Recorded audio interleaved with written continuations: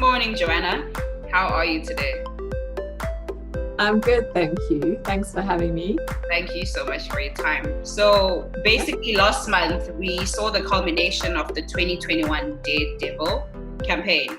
Please tell us more about that and the extent of the run. Thank you. Yeah. Maybe I can also say thank you to the listeners who took part in the run as well before I jump into it. But we had our Holla Daredevil run last year in October. And in February this year was our Daredevil checkup, which is where we had our check handover to our beneficiaries. So the beneficiaries from the Holla Daredevil run are cancer and the PCF, the Prostate Cancer Foundation. With the 2021 Daredevil run, we managed to raise 400,000 Rand for them.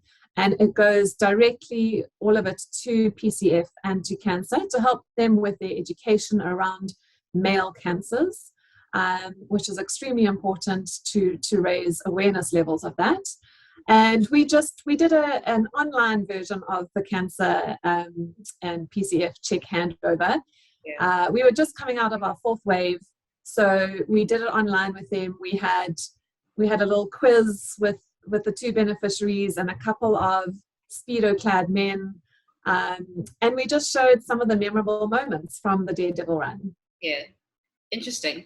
I saw that it also included people from various provinces, so people had the advantage of creating their own small groups to run.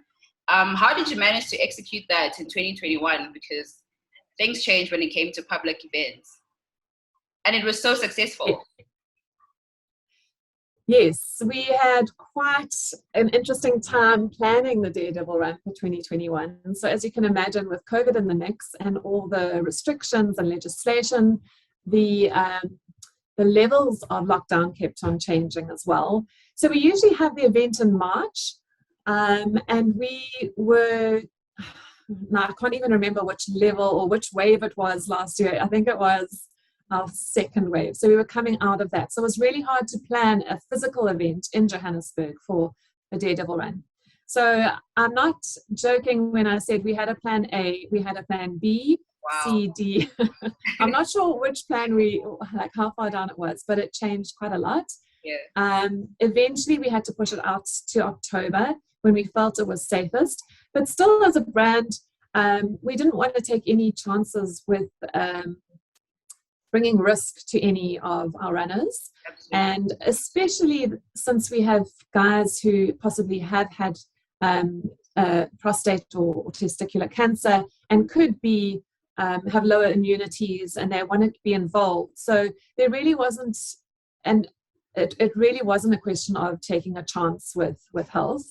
So we decided finally to have a run in almost like a virtual event. So you would get together in little small groups of up to 5 guys in your neighborhood and do the 5-kilometer run in your neighborhood with your friends. So really it was quite an interesting call to action. So it was trying to mobilize guys to get together peers and to run anywhere they want and to share the routes that they wanted to take with us as well. So we actually had guys running in all of our provinces across South Africa. So it was the first time we had a national event, which for us is so important because then it just means that the awareness of male cancers reached so much further as well. And the conversations can take place in a multitude of areas. So I'll give you an idea of some of the places where the guys ran.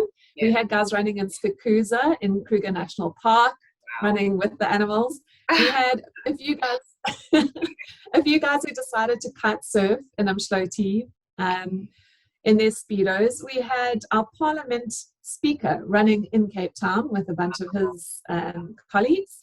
Yeah. We had guys running in the forests of Takai. We had people running in Katu in the Kalahari Desert, as well as a few teams in a rural village in Limpopo as well. I saw King Monada, Limpopo. You saw King Monada? Oh, did you? Yeah, the artist. Yes, we had him involved as well. Yeah, Yeah. yeah. So that was great. Yeah. So Super cool. yeah, so you can imagine rather than just having a centralized Joburg run, to have that reach and exposure and a level of awareness across the country has done wonders for us. And we had all of the different areas recorded as well. So we were filming the guys while they were running and did quick interviews with them to ask them about why they Yeah. were running. Yeah. That was brilliant. Yeah. Well done to you and your team on that, actually. Thank you, Nurs. So, how was the relationship between Cancer and Hollard established, and when was it established? So the run began I think it was 11 years ago. We've had 11 runs so far, and it started off as one ballsy guy running through the streets of Johannesburg in a Speedo as part of a dare, but he was also raising money for charities.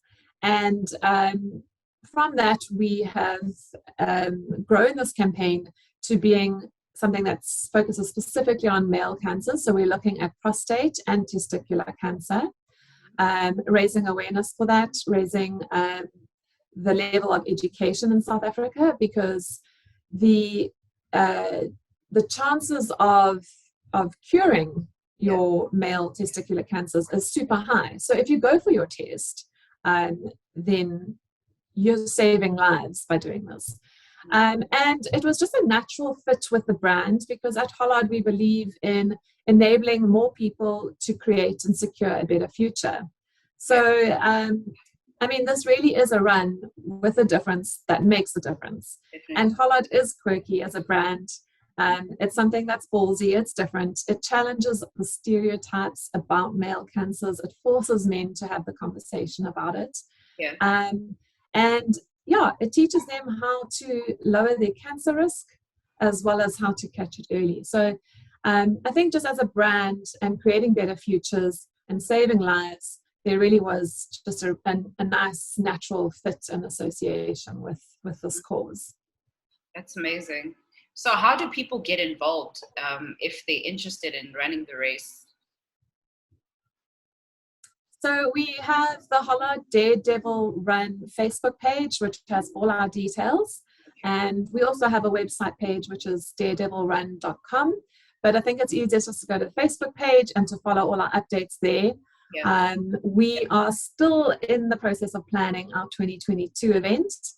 And we will definitely be keeping it national. There's no going back. We have opened that box and we are very excited to keep it national. Yeah. And all the updates around when you can register and dates will be available on our Facebook page as soon as we get closer to the time. Okay, that's amazing. So the country is now open, I think. Well, it is open. So that means we have our events back. But you just mentioned that you're still in the process of planning your 2022. So what can we possibly look forward to from Hollard? The only thing I can say right now is to watch Facebook page. For more stories like these, go to www.social-tv.co.za, subscribe to us on YouTube and follow us on our social mediums.